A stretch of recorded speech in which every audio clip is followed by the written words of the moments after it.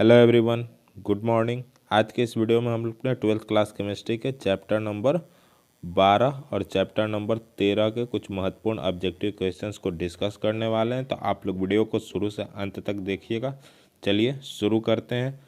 देखेंगे पहला प्रश्न क्या कह रहा। एक नंबर देखिएगा क्या कह रहा निम्नलिखित में कौन कैनिजारो अभिक्रिया देगा। ठीक है, तो हमने आपको बताया था कैनिजारो अभिक्रिया कौन देता, तो फॉर्मल्डिहाइड। ठीक है, तो इस प्रश्न के लिए कौन सा ऑप्शन सही हो जाएगा। देखेंगे ऑप्शन नंबर डी में HCHO फॉर्मल्डिहाइड का सूत्र दिया हुआ है, तो कौन सा ऑप्शन सही हो जाएगा, ऑप्शन नंबर डी। क्लियर है। देखेंगे अगला प्रश्न क्या कह रहा है, 2 नंबर कह रहा अभिक्रिया। देखिएगा कह रहा है 2ROCl एसिटिल क्लोराइड की बात कर रहा। फिर देखेंगे +H2। ठीक है, तो एसिटिल क्लोराइड का यहाँ पर क्या कराया जा रहा है, अपचयन। किसकी उपस्थिति में, तो PD + BaSO4 की उपस्थिति में।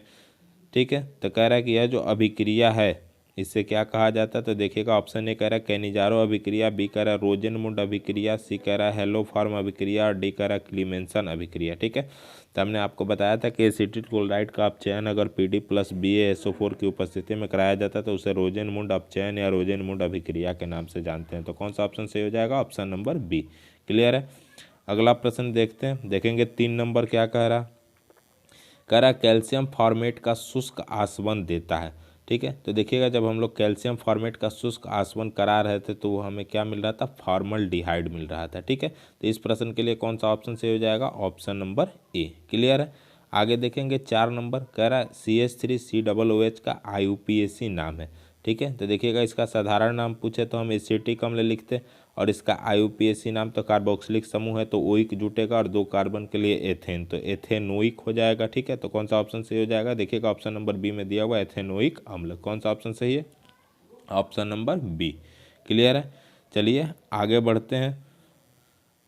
देखेंगे 5 नंबर क्या कह रहा निम्नलिखित किस प्रतिक्रिया में नए कार्बन कार्बन बंधन का निर्माण नहीं होता है। ठीक है, तो ऑप्शन ए कह रहा है वुड्स अभिक्रिया, बी कह रहा है एल्डोल संघनन, सी कह रहा है कैनिजारो अभिक्रिया, डी कह रहा है फ्रीडल क्राफ्ट अभिक्रिया। तो याद रखिएगा जो कैनिजारो अभिक्रिया होती है इसमें नए कार्बन कार्बन बंधन का निर्माण नहीं होता है। ठीक है, तो कौन सा ऑप्शन सही हो जाएगा, ऑप्शन नंबर सी। क्लियर है।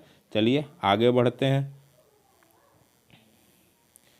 देखिएगा 6 नंबर क्या कह रहा, पूछ रहा आपसे इनमें कौन सबसे अधिक अम्लीय है। ठीक है, क्या पूछ रहा, इनमें कौन सबसे अधिक अम्लीय है, लिख सकता है कौन सबसे अम्लीय है। ठीक है, तो देखिएगा ऑप्शन ए में फिनॉल दिया हुआ है, बी में आप देखेंगे तो यहाँ पर बेंजोइक अम्ल दिया हुआ है, यहाँ पर देखेंगे तो नाइट्रो बेंजोइक अम्ल आपको देखने को मिलेगा, और यहाँ देखिएगा सी और डी, ये 2 ऑप्शन में ही आपको ध्यान से देखना होगा। तो देखिएगा यहाँ पर अगर देखेंगे तो मेन क्रियात्मक समूह आपका कौन हो जाएगा, COOH।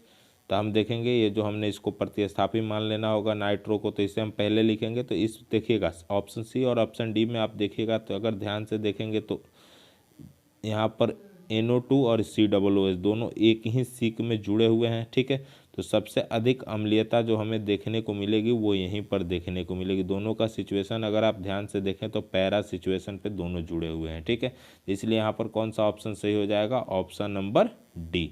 ठीक है, यहाँ पर देखिएगा तो पैरा पे COOH को मानते तो आर्थो पे कौन हो जाएगा, NO2। ठीक है, तो इस प्रश्न के लिए हमारा कौन सा ऑप्शन सही रहेगा, ऑप्शन नंबर डी। दोनों एक ही सीक में जुड़े हुए हैं इसलिए सबसे अधिक अम्लीयता यही दिखलाएंगे। क्लियर है।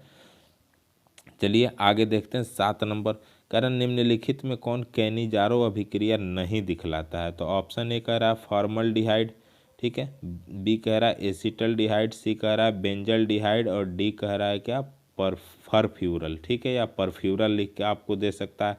तो देखिएगा जो एसिटल्डिहाइड होता है ये कैनिजारो अभिक्रिया नहीं दिखलाता है, तो इनके सूत्र के साथ भी ऑप्शन दे सकता है या नाम लिख के भी दे सकता है। तो इस प्रश्न के लिए कौन सा ऑप्शन सही हो जाएगा, ऑप्शन नंबर बी। क्लियर है। चलिए आगे बढ़ते हैं।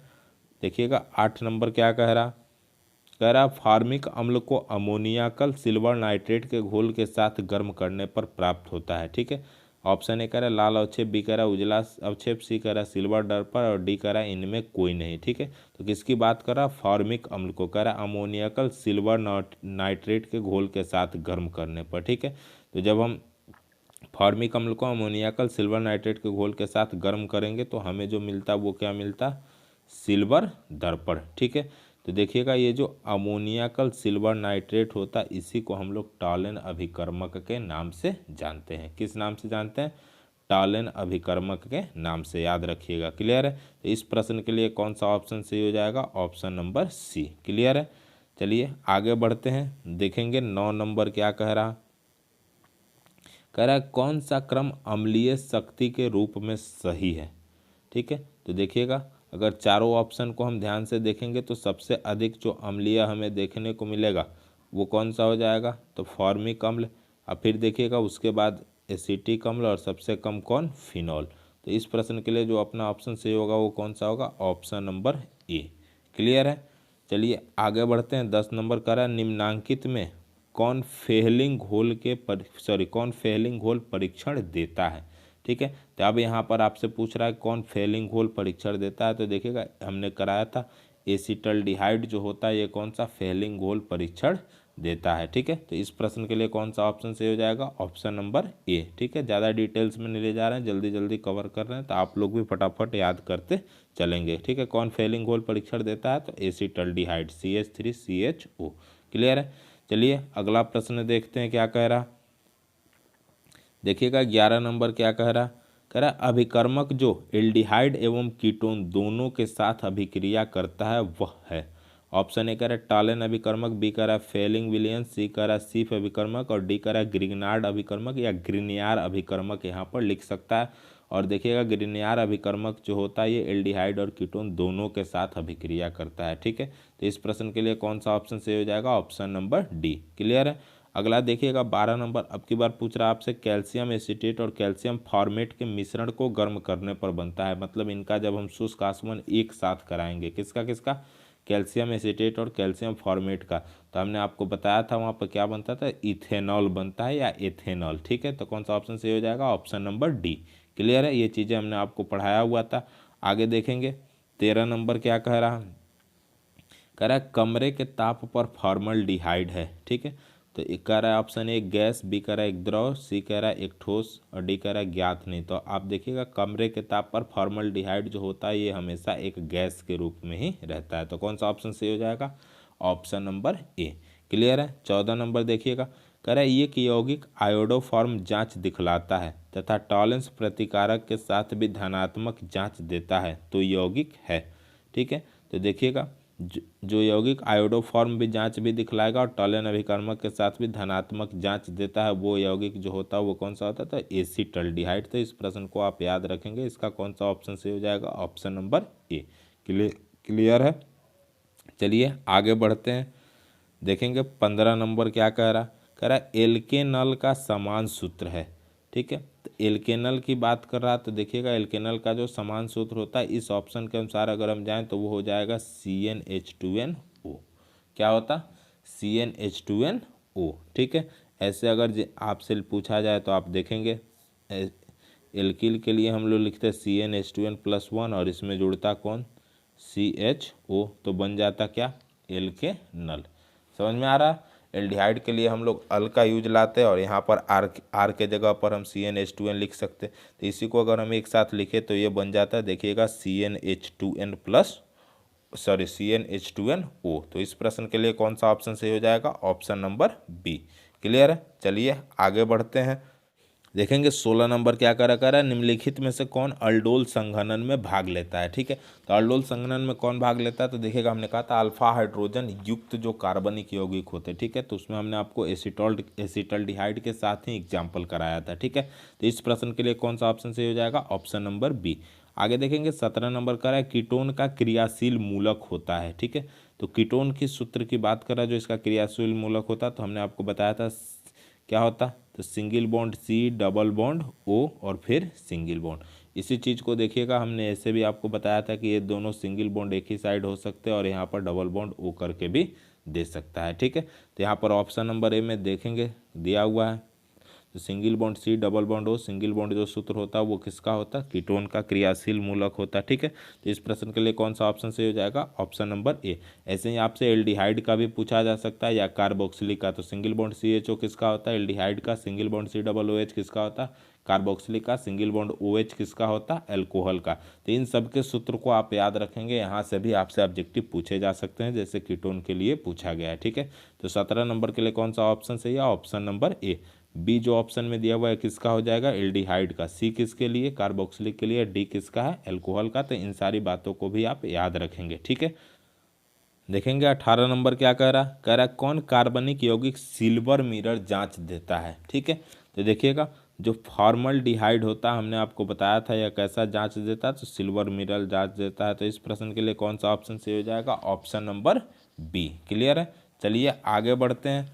देखेंगे 19 नंबर क्या कह रहा है कीटोन, यहाँ पर देखिएगा उसका सूत्र लिखा हुआ है R सिंगल बॉन्ड COR। ठीक है, कह रहा है का अपचयन LiAlH4 या H2O से कराने पर प्राप्त होता है। मतलब इनकी उपस्थिति में अगर हम इसका अपचयन करा रहे हैं किसका, कीटोन का, तो हमें क्या प्राप्त होता है। तो हमने आपको बताया था कि जब हम कीटोन का अपचयन कराएंगे LiAlH4 या H2O की उपस्थिति में तो हमें क्या मिलेगा, सेकेंडरी अल्कोहल प्राप्त होता है। ठीक है, तो इस प्रश्न के लिए कौन सा ऑप्शन सही हो जाएगा, ऑप्शन नंबर बी। 20 नंबर देखेंगे, कह रहा है सिरका में कौन सा अम्ल पाया जाता है। तो देखिएगा सिरका में कौन सा अम्ल, एसिटिक अम्ल पाया जाता है। एसिटिक अम्ल का सूत्र क्या होता है, CH3COOH। तो कौन सा ऑप्शन सही हो जाएगा, ऑप्शन नंबर बी। ठीक है, अगला प्रश्न देखेंगे 21 नंबर क्या कह रहा है सिंगल बॉन्ड CONH2 ग्रुप को कहा जाता है। तो देखिएगा यहाँ सिंगल बॉन्ड से पहले आप चाहे तो R भी लिख सकते हैं या ऐसे भी पूछ सकता है सिंगल बॉन्ड CaNH2 ग्रुप को कहा जाता है। ठीक है, तो देखिएगा C डबल O और NH2 जुड़ा रहता है, उससे पहले R, तो हमने कहा था कौन सा ग्रुप, एमाइड ग्रुप होता है या एमिडो ग्रुप उसे कहते हैं। तो कौन सा ऑप्शन सही हो जाएगा, ऑप्शन नंबर ए। क्लियर है, चलिए आगे बढ़ते हैं।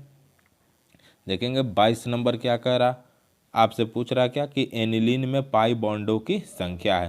तो एनिलीन में जब पाई बॉन्ड की संख्या पूछे तो देखिएगा एनिलीन में कुल कितने पाई बॉन्ड होते, 3। तो इस प्रश्न के लिए कौन सा ऑप्शन सही हो जाएगा, ऑप्शन नंबर डी। क्लियर है, अगला देखिएगा 23 नंबर कर एनिलीन एसिटल्डिहाइड से अभिक्रिया कर बनाता है।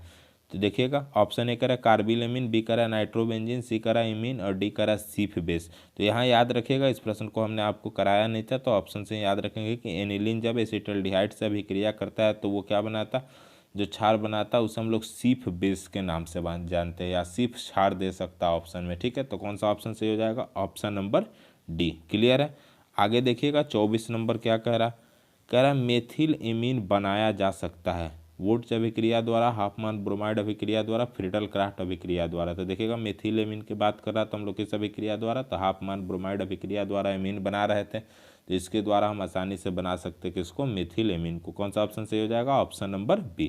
क्लियर है, अगला प्रश्न देखिएगा कर एक यौगिक जलांशन के पश्चात 1 डिग्री एमीन देता है यौगिक है। ठीक है, तो देखिएगा एमाइड जो होता है इसका जब हम जलांशन कराते तो यह प्राथमिक एमीन बनाता है। यह प्रश्न के लिए कौन सा ऑप्शन सही हो जाएगा, ऑप्शन नंबर बी। क्लियर है, आगे देखेंगे कह रहा है कि CH3CH2NH2 को कहा जाता है। तो देखिएगा ये इनका लिखा हुआ है यहाँ पर देखिए ethyl amine, propyl amine, methyl amine, ammonia. तो यहाँ से आप इनका साधारण नाम ऑप्शन में दिया हुआ है, तो यहाँ 2 कार्बन है तो 2 कार्बन के लिए एल्किल के रूप में मेथिल लिखते हैं और NH2 के लिए एमीन। तो कौन सा ऑप्शन सही हो जाएगा, ऑप्शन नंबर ए। क्या कहते हैं, एथिल एमीन। ठीक है, अगला प्रश्न देखिएगा 27 नंबर का CH3 single bond C double bond ONH single bond C2H5 का IUPAC नाम। ठीक है, तो आप यहाँ पर देखेंगे ये जो टर्म होगा CH3 C double O CH3 single bond C double bond O single bond NH, तो इसे हम लोग मेन श्रृंखला वाला मान के चलेंगे और ये हो जाएगा प्रतिस्थापी। तो देखिएगा N से C2H5 जुड़ा हुआ है इसलिए इसको हम पढ़ेंगे N एथिल और यहाँ 2 कार्बन के लिए एसिड एमाइड वाला टर्म है तो N एथिल एथेनामाइड। तो ये जो ऑप्शन नंबर बी होगा ये इसका IUPAC नाम हो जाएगा। अगर साधारण नाम पूछता तो क्या हो जाएगा, N एथिल एसिटामाइड। तो IUPAC नाम पूछ रहा है तो ऑप्शन नंबर बी सही है। अगर इसका साधारण नाम पूछे तो ऑप्शन नंबर ए सही हो जाएगा। क्लियर है, तो यहाँ पर आप गलती नहीं करेंगे, ये पहले पेपर में पूछा भी जा चुका है। चलिए आगे बढ़ते हैं, देखेंगे 28 नंबर क्या कह रहा, देखिए कह रहा है इनमें कौन सबसे अधिक क्षारीय है। ठीक है, तो देखिएगा सबसे अधिक क्षारीय कौन होगा, जिसके पास CH3 की संख्या सबसे अधिक होगी। N के साथ CH3 जहाँ सबसे अधिक जुड़ा रहेगा वही क्या होगा, सबसे अधिक क्षारीय। तो देखेंगे चारों ऑप्शन में, ऑप्शन नंबर डी में देख रहे हैं कि N के तीनों तरफ सिर्फ क्या दिख रहा, मेथिल दिख रहा। ठीक है, तो यहाँ सबसे अधिक क्षारीय कौन हो जाएगा, ये ऑप्शन नंबर डी। ठीक है, तो इस प्रश्न के लिए कौन सा सही है, ऑप्शन नंबर डी। आगे देखेंगे 29 नंबर क्या कह रहा, देखिएगा यहाँ पर देखिए नाइट्रोबेंजीन बनाया हुआ है, 2 NO2 समूह जुड़ा हुआ है और यहाँ पे एरो के ऊपर X लिखा हुआ है। फिर देखिएगा नाइट्रो एनिलीन बनाया और पूछ रहा है कि इसमें X है, मतलब यहाँ तीर के ऊपर जिसकी उपस्थिति में हम देखिएगा, तो हमने आपको बताया था नाइट्रोबेंजीन का हम कराते अपचयन, और वो अपचयन किसकी उपस्थिति में, तो SN या HCl की उपस्थिति में कराया जाता है। 6 हाइड्रोजन रख के हम लोग अपचयन कराया करते थे। तो इस प्रश्न के लिए कौन सा ऑप्शन सही हो जाएगा, ऑप्शन नंबर पी। क्लियर है।